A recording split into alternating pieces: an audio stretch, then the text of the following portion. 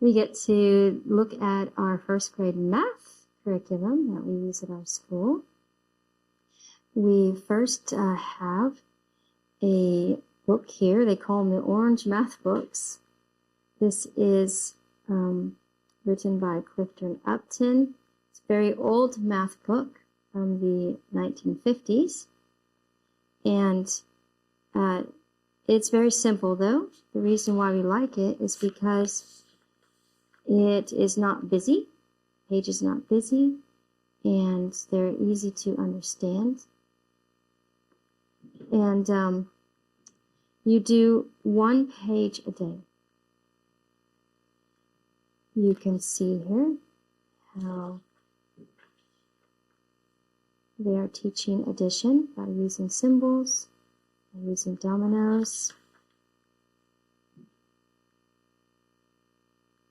They're using to teach you dots. And then what I really like about Upton math books is that they also will have things written in word form so that the mind can translate numbers into words and words into numbers. It's a very nice, simple math book. The one thing that we have changed in our school is that they'll get a pretty good grasp upon adding, but then all of a sudden they will switch to subtracting, which I think many math books do, but I found that that confuses those children who are not that talented at math. So I actually ended up skipping the subtraction section and going back onto the addition section, and then coming back to the subtraction toward the end, and none of the students were ever confused by that. So that is one change that we did make to these books and how we teach them. Also, it is very important to not let them count on their fingers. But there is a way to teach them to add, and that is by using the method of putting dots on the numbers. So if you have, these are all easy because they're +1 and +2, but let's say you have some bigger numbers, like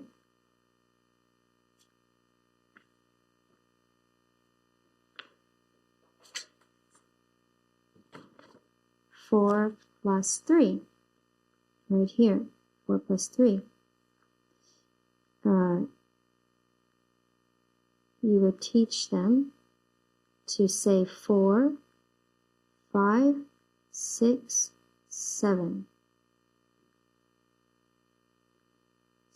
That gets them away from using their fingers, but they still get to count. But they also are taught to say the big one first, 4, 5, 6, 7. You don't teach them 1, 2, 3, 4, 5, 6, 7. You don't teach them that. And let's say you have 3 plus 5. You would say, to teach them to say 5, 6, 7, 8. And if you had 5 plus 3, you start with the bigger number and you'd teach them to say 5, 6, 7, 8. That is how you can begin, and the students will feel very confident in learning to add. But we also use flashcards. Once the students have made it through part of their book and they're getting a handle on adding, then instead of them using their little dots where they add, they can, let me find the addition ones, they can start having flashcard tests. And what we will do is you'll call the children up to your desk, and that will usually be the first thing you do is your flashcards. And they have a lot of fun with that. Sometimes it gets competitive though, because the way we do it is the children will, these are too hard, some of them, you've got to find the easy ones to begin with. The children get to keep the cards that they win. And so, let's say we have 4 students up here, we'll take turns, and we will put a timer on for 1 minute, and we will say, okay, ready, set, go. And we'll hold up the cards, and if they say it, as soon as they say it, they get it. And the next one they get. And then the next one, they probably don't do the zeros. The next one they get. And they keep getting them, and then they see how many they get. And then the next student gets to try. And then the next student gets to try. And another way of doing it is to have a certain amount of cards that they have to do. And so they're all doing the same numbers. And you just time them how long it takes. And you try to get them to get faster and faster at memorizing these cards so that they no longer have to put those little dots when they're adding things. The flashcards begin after they are done with their dot-to-dot books. So for the first several weeks, they will only be doing the first grade workbook and dot-to-dots. And this one is from Carlisle Printing. This is a copy of it. It's called Follow and Find.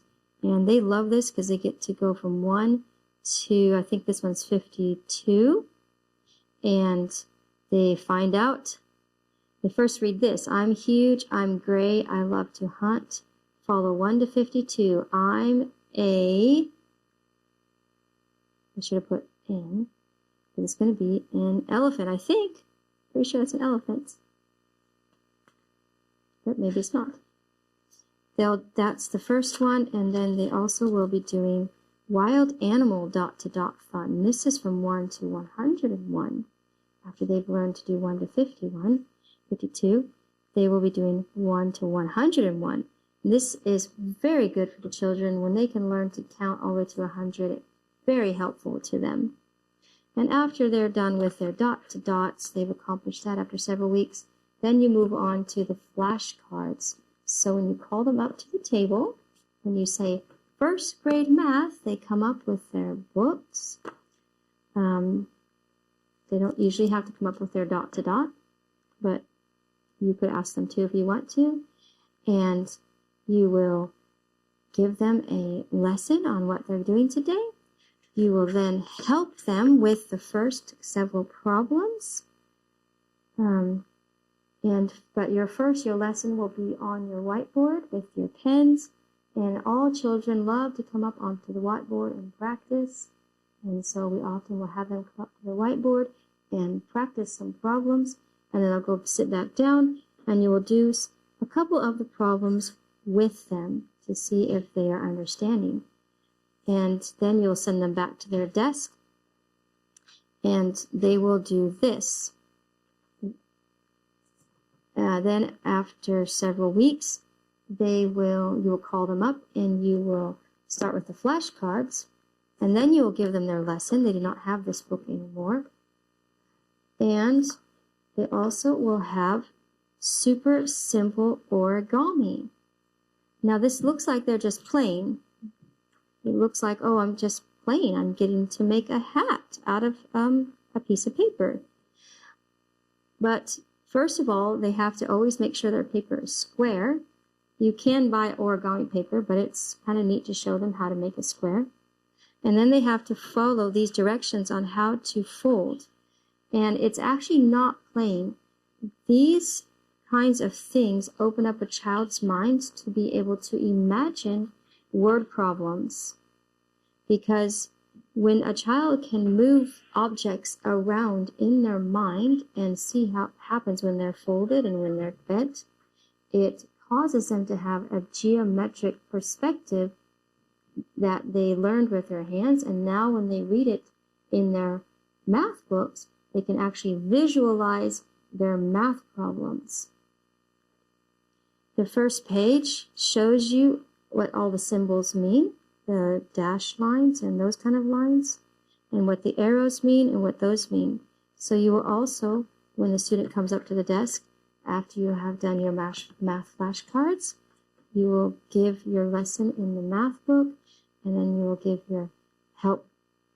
them a lesson for their origami. Eventually, they will not need your help because they understand what all of these arrows mean and all these folds mean. If the student is fast at math, they get done with their math workbook very quickly. They're just done with their math in a couple minutes. They're done with their origami. They're done with their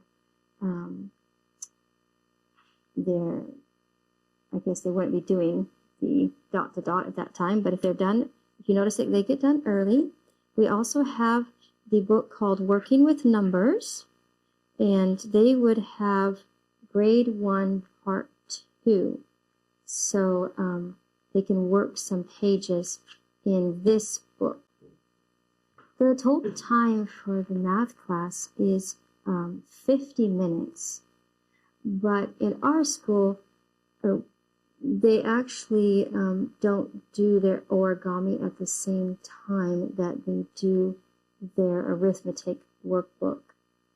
So the table time is up at your desk. You will be doing the flashcards, you will be doing some instruction.